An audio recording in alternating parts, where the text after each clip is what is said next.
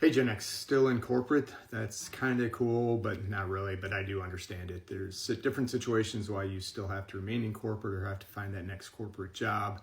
As you know, if you follow me, I advocate all the time for monetizing your corporate experience outside of corporate. But for various reasons, folks either aren't ready for it or can't do it. But the one thing I would highly encourage you to do is change the mindset as you approach either your current corporate gig or if you're looking for another one, is treat it as if you're the business owner. You are a business owner of one.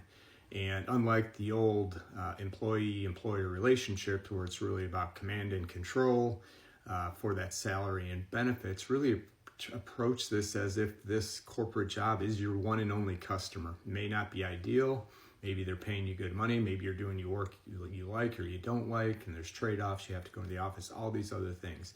But if you approach it as a business owner and make sure you're getting as much out of this as they are, it'll start to flip the script, right? You can also start to look for maybe one or two small clients that you could do some advisory or some mentoring or some coaching to help the smaller businesses get that. And again, think about it as diversifying your portfolio. If your entire business is on one customer, that's not a good win or a good situation for anybody.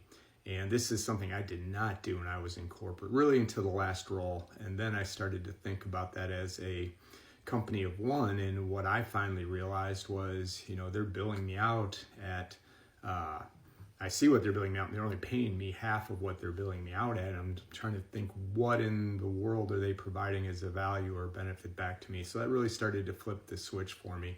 But then again, focus purely on helping folks get out of corporate. But I think if you take that mindset shift and make them think that you guys are working together versus you're working for them, it may help you reposition and what you get out of this job. As the old saying goes, either you earn or you learn.